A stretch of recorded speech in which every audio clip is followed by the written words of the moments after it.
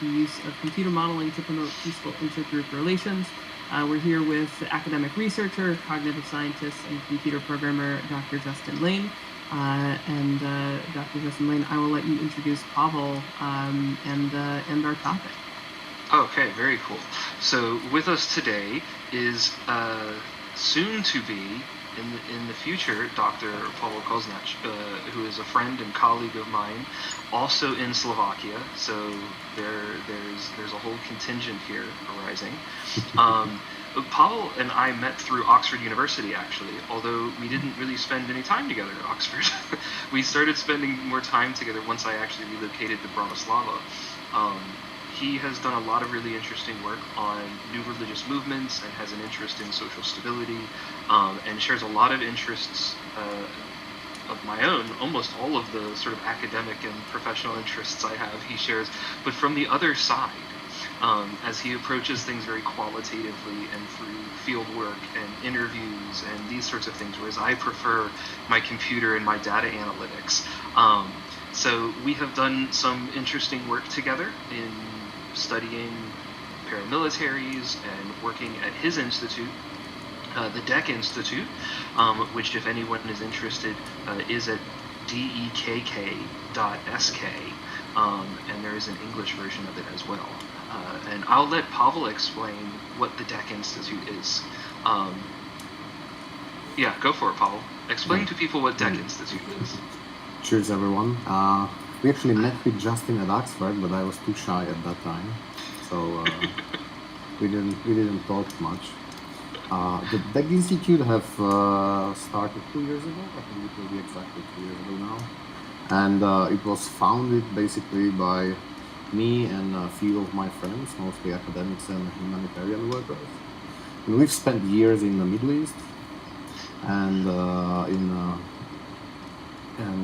mostly in the Middle East, sometime in Africa, mostly working for health-related humanitarian institutes. So basically providing basic medical care in refugee camps in Iraqi Kurdistan. And we were like a small and nimble organization. Sorry, I will turn it off. So it has been sent to different camps relatively quickly if a new camp was opened, because at that time, we are in 2015, 16, 17, is the time when Islamic State started to lose the war, and there were refugees coming from the area. So the new camps have been established basically on the monthly basis. So in a nutshell, right, like when an Islamic State would leave an area, you and your sort of like special forces team of humanitarians would kind of move into the area to provide like healthcare and that sort of stuff? It's very, very nicely put. We were basically small and poor organization, so we had to do whatever the Ministry of Health wanted us to do. Because the big ones, like the Doctors Without Borders, can dictate what they wanted, and they said like, yeah, we can take over the camp in half a year, but during that half a year you have to send that someone. So that was us. And in those few years they were relatively educative, and they broadened our horizons. So what happened when we came home? We actually started to notice similarities in the sense of polarization and social instability in Europe, which made us unhappy. We like Slovakia. We see it as like a little hobbiton in the middle of Europe, and it's a small country with small problems. We would like to stay that way. So we founded the institute to study the reasons for instability in the area of huge prosperity in comparison to the rest of the world, and try to find out what's going on and how to keep these things okay. And we started to look around for some data that we could look into what's going on with social cohesion, and we found out that Slovakia is usually not participating in any of the big international data collection initiatives, the biggest one of which is probably World Value Survey. So we started to bother big national institutions, and they basically told us in different ways that they don't plan to do that, or it's not possible, or something like that. So I went to Vienna, where the headquarters of the World Value Survey is, and we started to talk, and then eventually we did it. We won a grant supported by Norwegian government. Thank you very much. That allowed us to do this, and by private donors from a Slovak IT diaspora working in Switzerland and the United States and so on. So thank you very much. And that's what we do right now. We are finishing collection of World Value Survey and several other psychometric tests that are together with it, and we'll see what we can get out of it with the help of Justin and his much more quantitative approach. Yeah. It's going to be funny. Laurent wasn't able to join us today. He usually is always here, but he has a family thing he had to take care of, so he couldn't. But Laurent was really the guy who was able to help broker the Norwegian funding for it. So it's actually a really fun collaboration that comes all around Europe to get Slovakia back on the map in this massive undertaking that the world does every 2 or 3 years to survey the morality and politics and, how do you feel about people in the LGBTQ community? How do you feel about immigrants? How do you feel about racial minorities? And just asking as many people all over the world as you can in different countries, and then getting socioeconomic data from them. And you really get a data set where you can ask all sorts of awesome questions from it. And so the more countries that right now. Yeah, right, exactly. So there'll be like global information on like how people feel about vaccination and trust in the state and these sorts of questions that are like really critically important, but a lot of countries aren't participating regularly. So it's good to see, one of the EU 27 countries, all of the EU countries should be participating, but not all of them get to every year. So I'm glad to see that we were able to come together and make sure that Slovakia is back on that one. And we also covered Czech Republic, so that's true. Czech Republic is joining us as well. So one of the few conversations in the world where Czech Republic is forgotten about instead of Slovakia. Yeah, it doesn't happen very often. Yeah. What types of things are you finding, and how are you finding that people are listening to those things? Like in terms of like what causes social instability? Yeah, like once you learn something, how do you share it for implementation or implement it? Yeah, Paul, I'll let you answer this first, but one of the interesting places to maybe go with this has to do with like trust in the state and anti-system sort of work that you've been reading about. Might be an interesting place to start there. Yeah, certainly. Well, the organization is not very old. So I have to draw on my older experiences from when I was doing for Masaryk University, where I'm doing my PhD, or even older when I worked in Iraq and India and Pakistan and so on. The thing is that without trust, there is no cooperation, and if there is no cooperation, you have two other options. You have a competition or a combat. Basically, that's what you have. In areas like Iraq or half of Africa and so on, the trust is fundamentally breached for such a long time that it's almost impossible to repair it. And you can pour a lot of money in, you can send mediators, you can send people who guard the whole area and provide security. This is basically what happened in Balkans. When I was in Kosovo, in Mitrovica, and I was asking the Italian carabinieri, who basically guard the bridges between the Albanian and Serbian part of the city, what would happen if they would leave. They told me that they expect the fighting would start in an hour or two. And I didn't know if if it wasn't an exaggeration. So I moved around Albanian part of the city, and I found shops where you can buy like T-shirts with swastika and so on.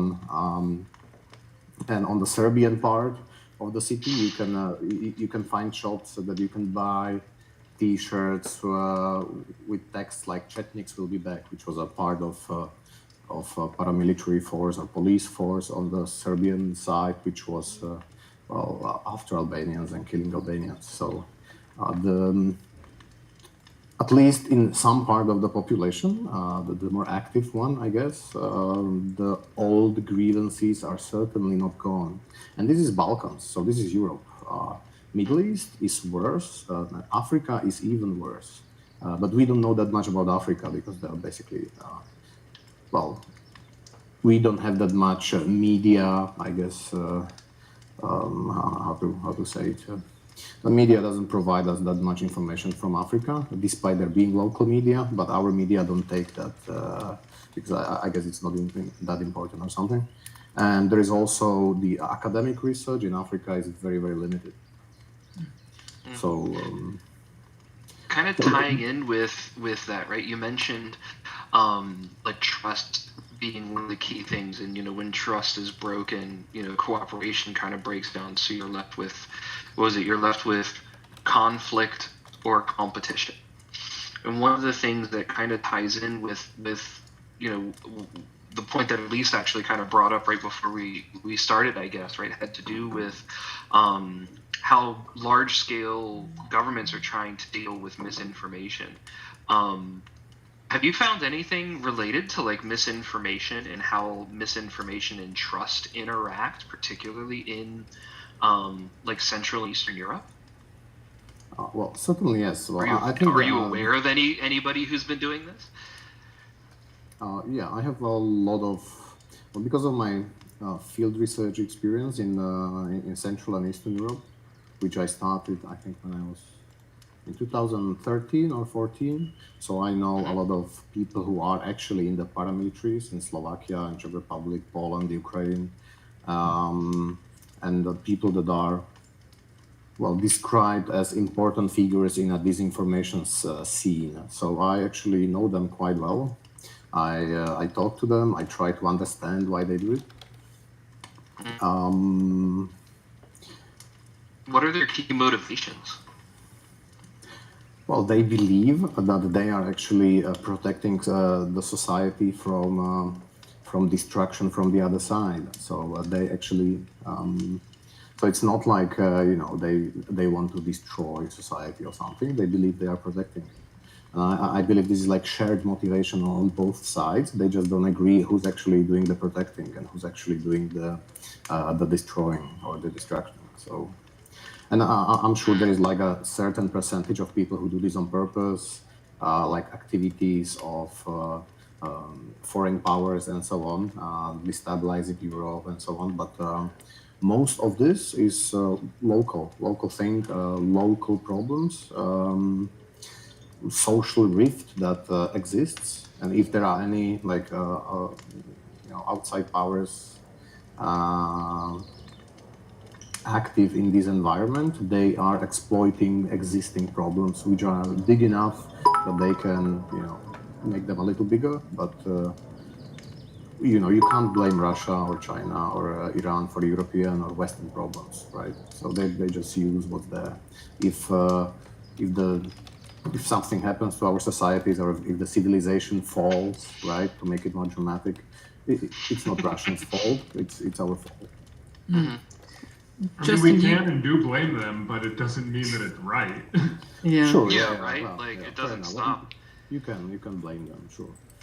Yeah. Justin, you talk a lot about how in most governments, and I think that the example you often give is in the United States, where when something happens, it's the state versus the defendant, not the person who was wronged versus the defendant. And so the state is basically stepping in and saying, like, you have wronged us, pay us, and we will give some of that to this person who was wronged. Do you want to talk a little bit more about that, about how that plays in here with outside entities stepping in to say, y'all get along now? Yeah, I mean, I think it's kind of it's interesting because it's almost like an embedded system, right? On the one level, in certain local communities, even, you can be tried at the state level, not just the federal level in the United States. And so, it's the state of California versus this guy, right? Not, or this guy versus the state of Utah, and not this guy versus the United States. But then, of course, it can also be that person versus the United States. But then once you get into like these higher level bodies, it becomes more interesting, right? Because with international bodies, there's no real justice system. Like there's very few mechanisms for someone to be prosecuted internationally. Typically, right, you get into like a Julian Assange situation where you're being held in one country and you need to be extradited to the other country where you've believed to be committed the crime, and then you're tried and found guilty. And then maybe if there's still other countries that want to have a go at you, then they get their go in turn. What I think is interesting, though, is that, when you have a system where the state is the one who's kind of, they step in and it's like, oh, you've wronged the state and therefore we're going to try you from the state level, rather than worrying about the person whose house was broken into or the person who was murdered and their family and loved ones who are left behind. The only sense of justice comes because you can associate yourself and your group with that state or with that nation that is doling out the justice. Insofar as you don't consider yourself to be a critical part of the thing that is on the receiving end of that justice, it really won't do anything for you. And so one of the things that I think is definitely kind of precarious at the moment, right, is the way that nations are trying to deal with prosecuting issues of mistrust. Like when you look at misinformation, for example, and saying, oh, well, this person is trying to spread this misinformation, and so as a state, we're going to intervene and create a department of misinformation, which basically means that the government is deciding what can and cannot be allowed to be spoken without some sort of caveat of truth. Now, that's fascinating because that's not something that's really been popular in governments since the Middle Ages. I mean, that was a big thing when governments were basically pushing things for the church. And they were kind of just subsidiaries of like the papacy, for example, right? If a heresy was to be rooted out, then the heresy would be rooted out, and the local governments would go about doing that. So it's kind of troubling to see that misinformation is now being implicated in that. Because who's going to say what the misinformation is, right? Like, can you imagine this being the case of the United States government? Like the Biden misinformation coming after the Trump misinformation, and then the Biden misinformation, likely falling by the wayside, because I can't imagine a world in which Republicans don't steamroll 2022 at this point, and then they could maybe go back to Trump misinformation. Like, who's going to run these things? And I know that other countries are talking about it as well, so... Just backing up a second, did you just compare misinformation of today with the Salem witch trials? Yeah. Okay. So, yeah, pretty much. I mean, the witch trials were basically, misinformation is to an extent a socially shared amount of information that certain people agree upon, whether or not it's actually true. And the Salem witch trials were very much the same, right? Like, I think we can all agree that, there were not witches in Salem at the time. There are far more witches in Salem right now than there were at the time. I mean, now it's actually a huge, like, almost not quite a mecca, but it's a huge, like, it's a very important place for witchcraft religions today. And there's a large community of witchcraft practitioners in Salem. At the time where they were burning women at the stake, maybe there were 2 or 3. Maybe tops, right? And I don't think that was I think that's 2 or 3 more than there really were, but I'll give them 2 or 3 max. But the community decided that regardless of what the women said, right, they were guilty of witchcraft because they had decided that they had heard this about the other person and they were spreading this information. What's interesting, though, right, is that in this analogy, the witches weren't the misinformation. Right? The witches were burned at the stake. The misinformation was spread by the status quo. And I think that's what we have to worry about more than anything else is once you say that you have the power to prosecute on the basis of what you say is misinformation, right? Once you centralize truth, you get to the point where whoever occupies the office of truth, whatever you want to call that, right? If it's a president or an information czar, right, as they're trying to call it in the U.S. these days, or some minister of truth, in Europe, whoever it is that occupies that office is going to become the person who administers what that truth is and be in charge of sort of that executive action. So that means that, much like, when you give a lot of power to a president like Obama, for example, and no one checks that power, and then you get a president like Trump in the same office, he inherits that same power. And so the inability for modern citizens to separate the offices from the people who hold them is something that's really complicated. And when you think about misinformation and just the polarization and diversity of today, in a democracy where someone from the other side, whichever side that might be, right, could occupy the misinformation seat, then it's possible that your information, the things that you hold to be true, become the things that label you that label you the witch. So how is that different when There we go. how is that different in the misinformation story? So in the Salem story, it was, I guess, witches versus the church and the public. Church and public kind of being in the same camp in that story.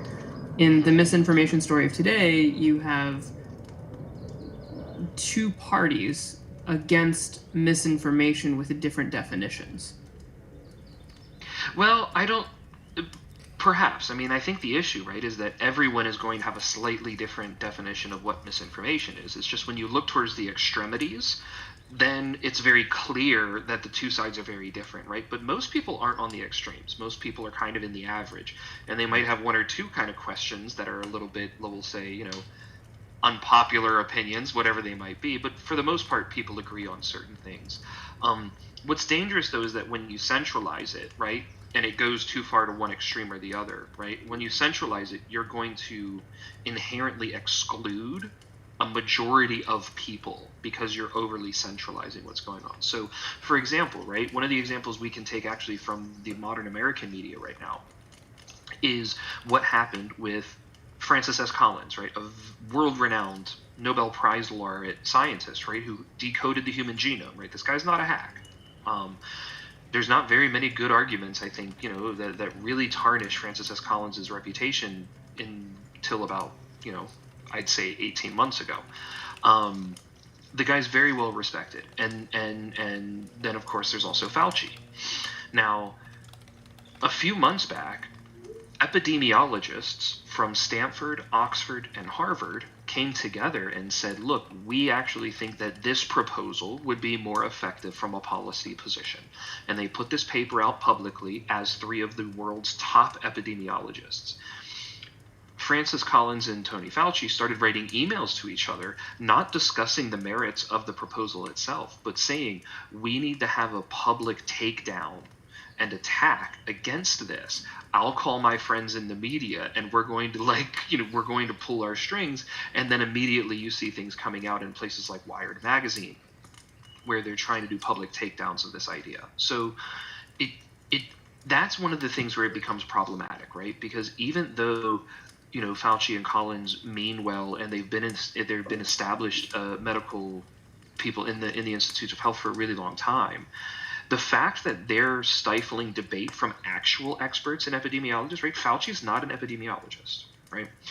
But the fact that when three of the top epidemiologists say, look, we have this policy proposal, instead of saying, look, come and talk to us because we could use the help of expertise in any way possible right now, they say, that doesn't align with what we've decided is the truth. And what we've decided is the truth is this and this. And because it was an alternative policy proposal, it was attacked rather than engaged with.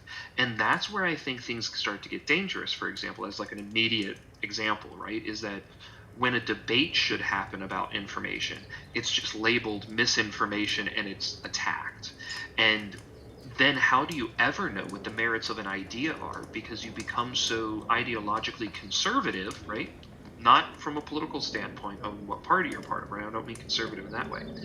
I mean, a person can become so ideologically conservative and that refuse to change their beliefs that they are no longer participating in the scientific method, right? Because I mean, science is not a book that gives you a list of facts. It is a method for discovering facts and truth about the world and about the universe.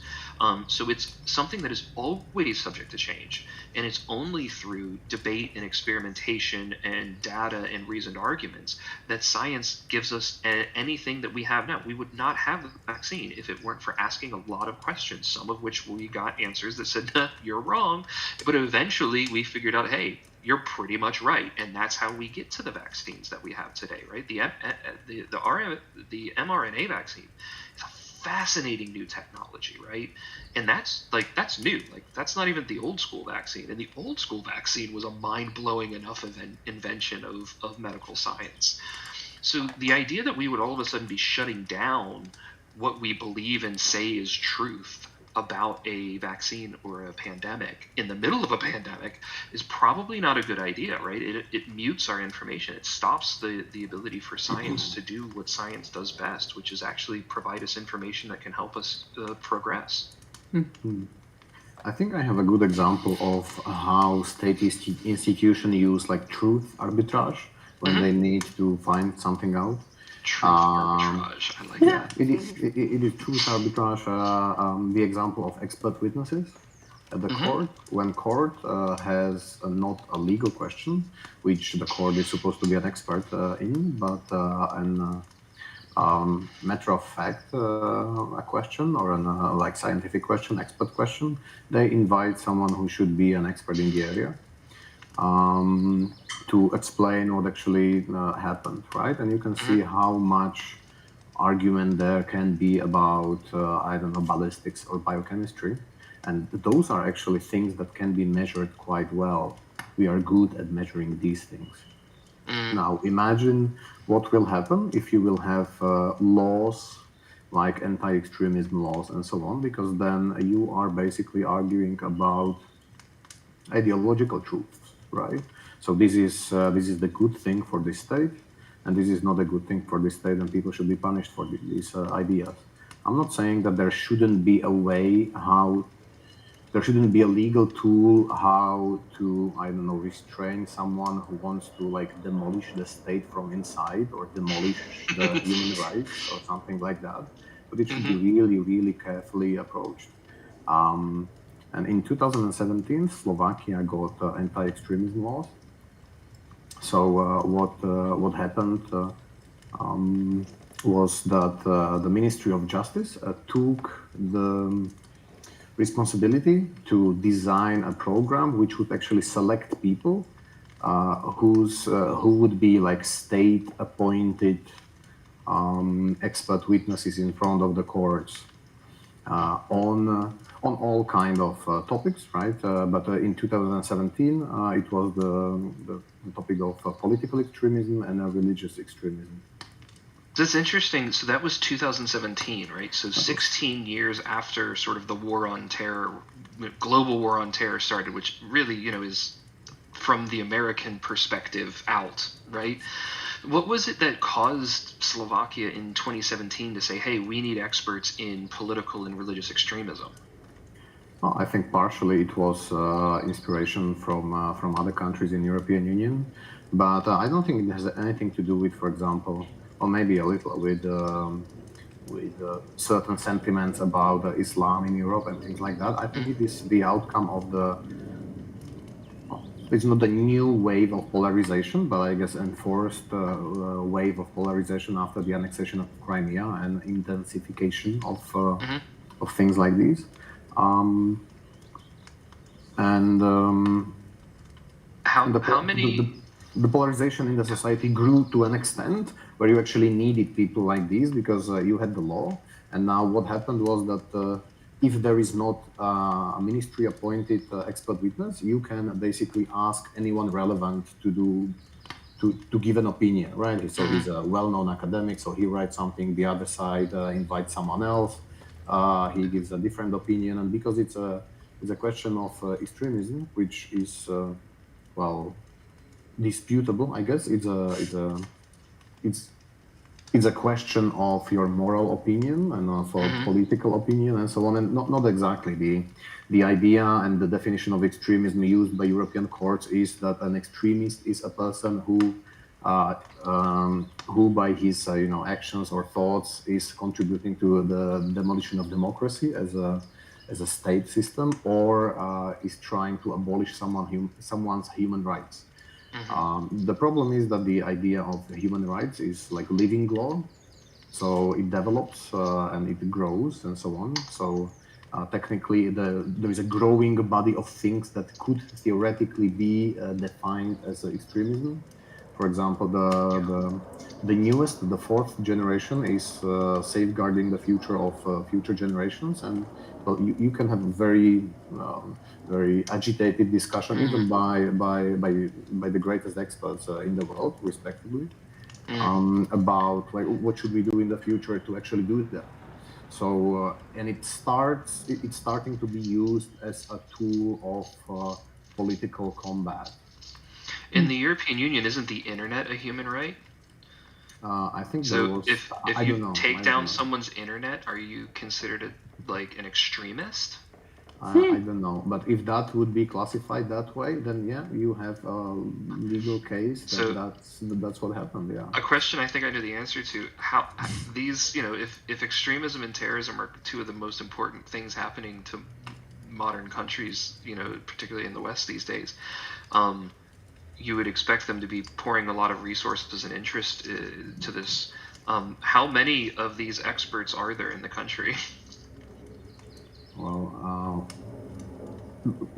there are tens of thousands of expert witnesses in the databases of the Ministry of Justice, but they are mostly, But for extremism, like religious and political extremism. For political extremism, there are 2 people in the country, and for religious extremism, there is 1, which will be me. So I have a decent insight. We are here with one of the 2 experts in Slovakia. The only one, actually, on religious extremism, yeah. And one of 2 on political extremism. Wow. What do you think the gap is between the legislation against and the lack of funding for? Lack of funding for? Mm-hmm. Yeah, like the lack of funding for work in extremism. Well, Slovakia does not have the typical big extremism problems like, I don't know, jihadi attacks or things like that. So I think those are one of the things that actually make governments to invest in problems like these. So I guess there was just not enough enticement, I guess. It's not enough of a security threat to really put money down on it. Something like that, I guess. Yes. And luckily, the laws are not misused too much. But out of the 5 cases in the last 2 years, 3 were reasonable, right? And 2 were basically capital city elites using the law against each other in political or ideological fights. So I would say that's not the best use of public resources, and hopefully it will stay that way. But I don't see a reason why it would, because it invites people with a legal education or a legal activist mindset to actually frame the enemy as an extremist. And if you get a label by a court, you will never get rid of it. I have a question for you, actually, that I don't think I've ever asked you before. So, the other week, we did a live stream right around the anniversary of January 6th. And the insurrection or protest or whatever we want to call it, one of the things that's recently come to light, right, is that there's been different paramilitary leaders from the United States that have been arrested. Both, I think now Proud Boys, which arguably is a paramilitary, arguably not a paramilitary, Oath Keepers, which I think is pretty clearly a paramilitary, and Three Percenters, which are also, I would say, inarguably are a paramilitary.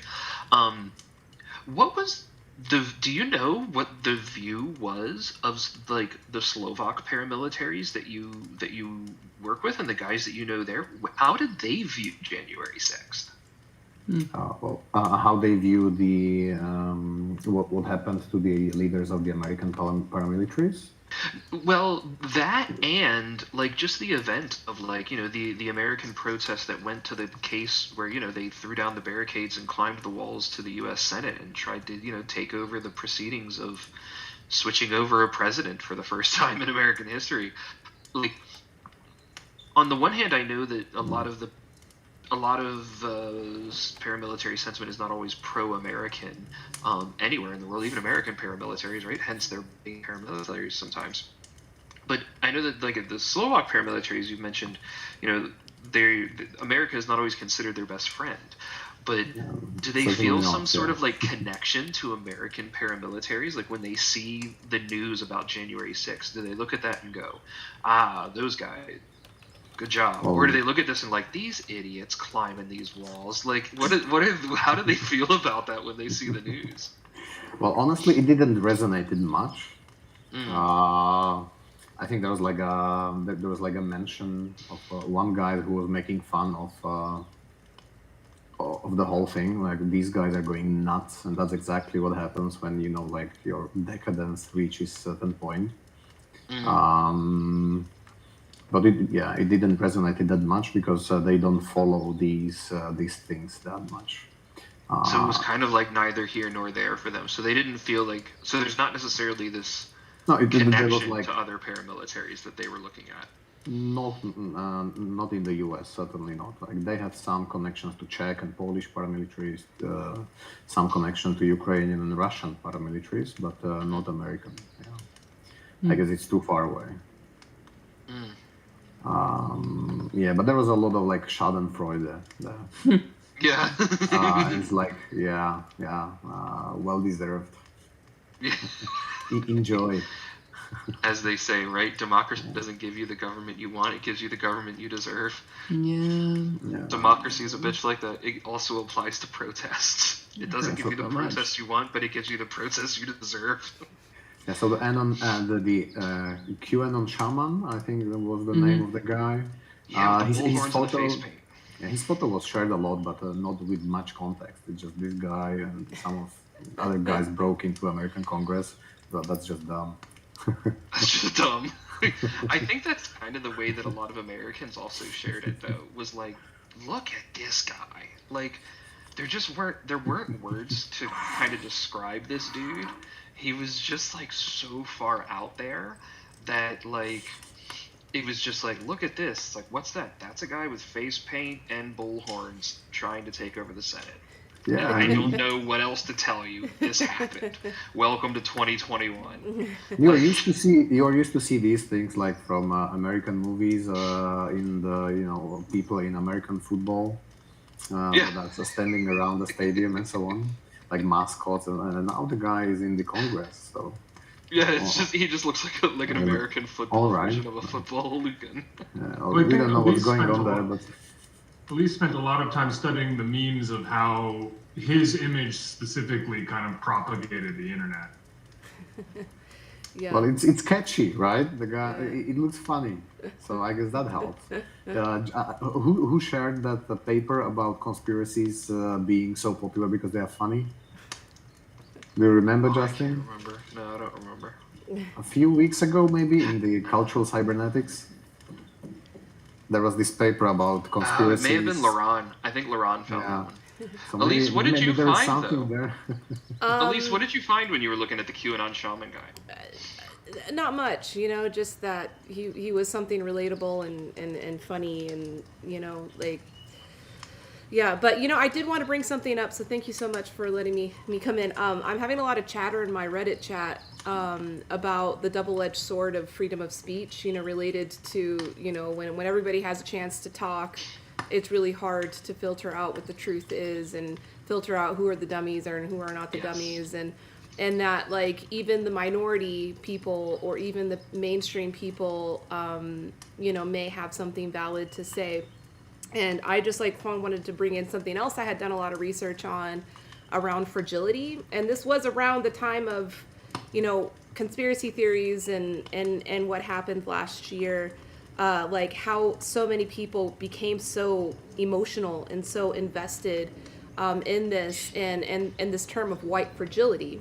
And so I looked at that, and Pavel, like, the concept of fragility reminds me a lot of the work that you've done, communities that are trying to rebuild after conflict are dealing with fragility, and that's actually what gives states and gives, other powers the opportunity to take advantage of these communities. And so we're talking a lot about the state. Sorry, is there a definition of the concept? Of fragility? I've heard it before, but I'm not sure if I have the ideal definition. So yeah, just fragility just means not strong. Like, we're, as individuals, we don't stand in our power. So in the case of white fragility, which was like a buzzword during that time, is like, community members that have been used to a certain power position in the community, that gets threatened. We talk about racism, like, we talk about racism and then, white people automatically get triggered by that and they become defensive. And so that's white fragility. But then there's also other fragilities that happen, like in Africa or in war-torn communities, where there's distrusts and it's easy to manipulate, it's easy to overtake and spread information within these communities. That's a different kind of fragility, but it's kind of the same thing. It's based off of mistrust. Something's happened where they don't even trust their own neighbor. It's not even about trusting the state. It's like they're so fragile that their resources have been threatened. Everything has been threatened, that they don't trust anything. And so then they kind of let go of their own power, their social cohesion that creates their power. And so I guess maybe my question, and related to like technology and research that y'all get exposed to, is, has there been any effort of creating social cohesion? Because, like, that's the key of removing fragility, is bringing social cohesion, like removing the distrust, not only within distrust of the state or distrust of corporations or, the powers that be, but also distrust of your own neighbor, someone that's different than you. Like, and how freedom of speech and everybody having their little sliver of the perception of truth that they have come together. Like, it seems like there could be an opportunity for technology to kind of help with that, to create those conversations on a mass scale, to rebuild that trust. Well, new technologies are not my expertise, but from what I was able to gather and from the discussions with the people who are experts in the area, new technologies and especially social media are mostly cited as sources of damage for social cohesion, not something that actually helps it repair. I'm sure there are exceptions. I'm sure there are Facebook groups that brought people together and so on, but overall, most social networks and social media, they are not designed to encourage like respectful conversation and inclusive dialogue and things like that help to build social cohesion. Quite the opposite. But I think I will leave that question to people who understand this more. Yeah, how to build social we're also- networks One of the that things I aren't wanna show echo you chambers. Yeah. Can you guys see this here? Mm-hmm. We can see Don't this. pay attention to the fat bearded man. This is a graph from a talk that I gave recently. The whole talk is on YouTube. If you just search the title, Censorship Doesn't Combat Extremism, or Justin Lane Reflex Festival, it comes up. And it's fantastic. Thanks, Sam. So one of the things that I've been looking into has to do with like some of these effects, right? Like not just free speech in the abstract, but in the application, right? Like you're kind of mentioning, Elise. Like what are some of the key places where there's the double-edged sword? And one of the things that I think is interesting is that here you can kind of see, right, from like the early to mid 90s until like 2000, our perception of crime and the reality of crime are like right on point. And then as soon as broadband connections start and the internet starts to become widely adopted, right? And so this is broadband. This isn't just people didn't have the internet before 2000. Obviously, people had the internet here. But in 2000 is when you first start to see like high-speed internet, right? People are able to share movies. They're able to share information at a scale that's never before happened. And as more people have adopted broadband, the gulf between reality and perception has gotten wider and wider and wider. And in social media, when you think about this, right, that in social media, people these algorithms, and the algorithms are always promoting sensationalism, right? The sensationalist style algorithms promote the information that's going to get the biggest emotional rise out of you. So it leads to the thing, to quote the CNN producer, right? If it bleeds, it leads. That's not just the case in regular media or on the TV media, right? This is also the case algorithmically on places like Facebook and Twitter. And so one of the things that I get worried about is that when you censor things, right, that's some information from our reality that's not allowed onto there, right? It's filtered out. And that can be really dangerous. One of the fun things that came out during the Facebook revelations in the report that was done on the Wall Street Journal a few months back, which would have been October of last year, with Frances Haugen, is that during certain election cycles, Facebook has actually turned their algorithm sort of off and it's become more dependent on time-based posting. And when that happens, things tend to get more sort of stable. There's not as much agitation or anxiety on the network as what they seem to have been finding.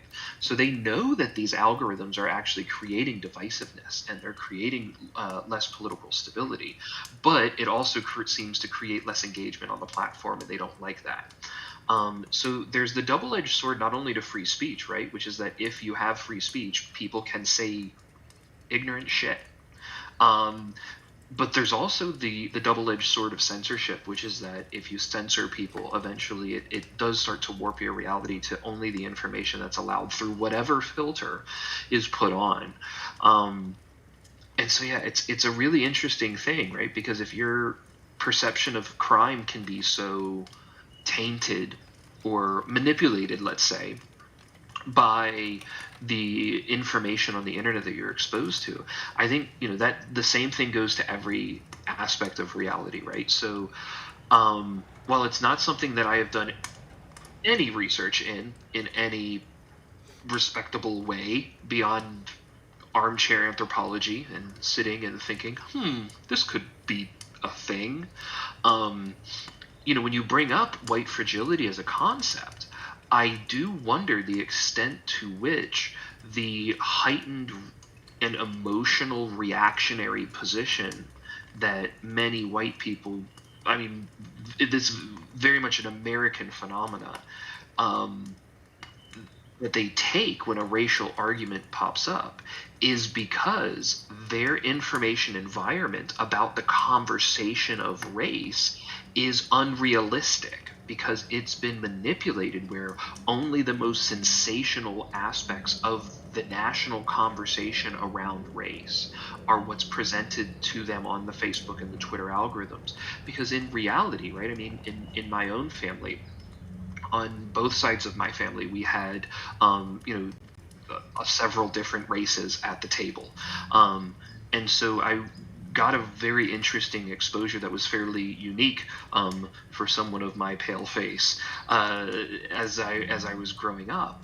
But one of the things that afforded me is the fact that the conversation about race outside of the white community is very different than the conversation inside, because the conversation inside largely is just talking about what they think the the conversation outside is. But the only information they have about that conversation are the things that are filtered through media and algorithmic filters.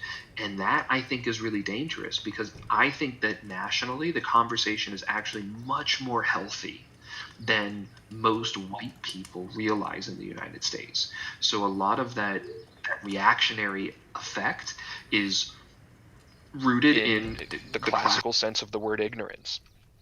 Because actually, race relations in the United States, when you do look at what data does exist, like from the World Values Survey, for example, the United States is one of the least racist countries on the planet. By most measures that we have that are proxies to race relations, the race relations in the United States, particularly given the racial diversity that exists in the United States, are actually great compared to the way they are in a lot of other countries. But that's not the story we hear, right? Nobody wakes up, gets on their news app, and the first thing that they see is, by and large, the world is fine. No one sees this, right? All they see is, here's how many people died. Your neighbor's probably killing you. Your building might be on fire. Like, everything is horrible when you turn on the news. And it's interesting. One of my personal favorite comedians is a guy named Doug Stanhope, and he does a whole bit that is from an old British show. I'll have to remember what it was. That he did, where it was a bit. It was like 5 minutes. It was called what was it? It's called Voice of America. That's what it was. And it was on the Charlie Brooker show on BBC. And it's like a 3-minute clip of him just ranting about something every week. And one week he ranted about the U.S. media, right? As a guy who moved to England, as an American who moved to England for a while. And one of the things that he discusses is the fact that, like, everyone thinks the news is about them, when in reality, for 99% of all of us, nothing even remotely interesting happens to you on a daily basis.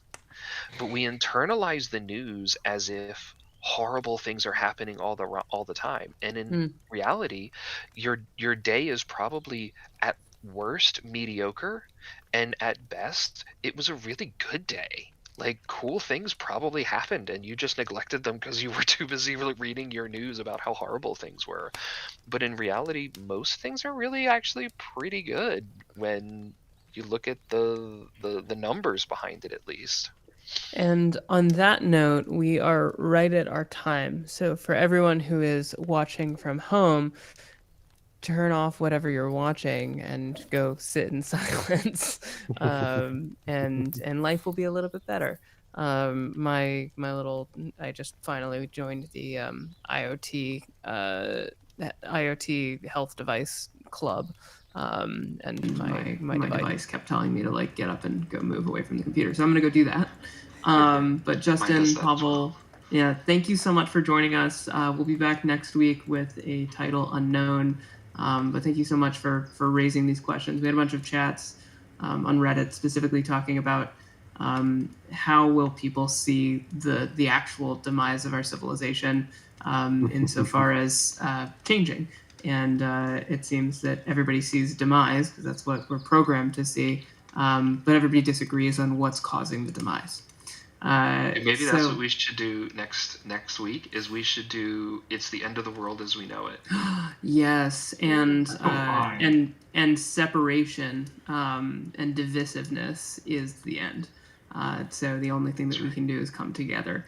It's the end of the world as we know it, and we can cover all different versions of apocalypses, or apocalypses, or whatever the plural of apocalypse is, which is a great question that Buffy the Vampire Slayer once asked.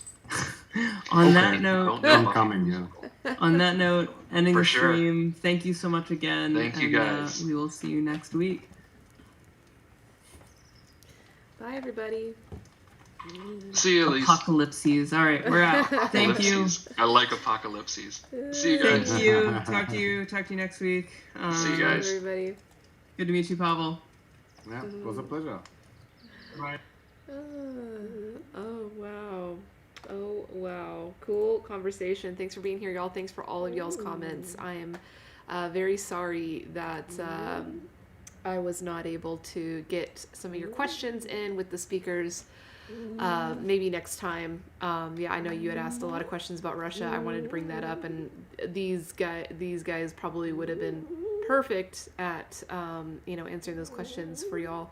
But with such a short time period, sometimes it's hard to get all of y'all's questions in. But come back next week. We meet here every week. Okay, Bitcoin has to come up and say hello to all y'all. This is my dog Bitcoin. If y'all don't know. I tried Cream Pain. I'm here. My name is Elise. It's great to meet you, Cream Pain. Thank you so much for spending your time with us here. And I look forward to seeing you here again, to hearing your questions and your comments. I'm glad I was able to bring up y'all's discussion around freedom of speech, and hear what Justin had to say about that. And so I guess now that's the new thing, as a tech entrepreneur myself. And someone who is building into bring guitars next time. Yeah.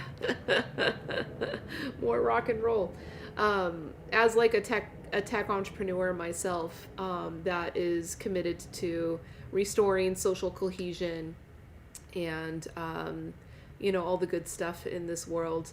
How to build these interactive free speech platforms, which, double-edged sword, which means on the one hand it is good, but then on the other hand, how do we build them where they're not just becoming echo chambers, where they're not just becoming tools of extremism, is a really interesting question.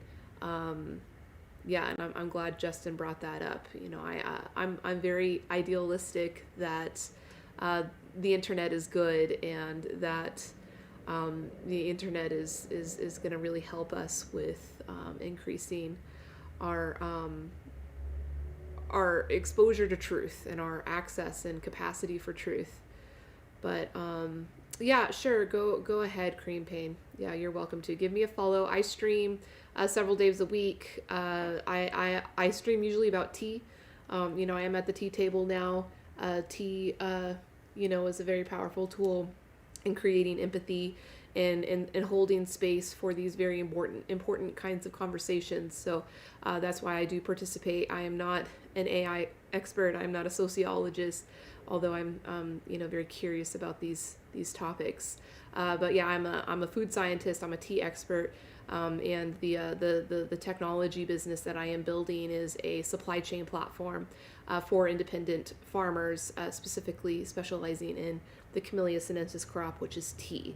So that's why I have a focus on tea. So if you have an interest in tea or learning about tea from around the world, please give me a follow. Come back again. Again, my name is Elise. Thank you all so much for hanging out today, and we'll see you next time. Have a great rest of your week.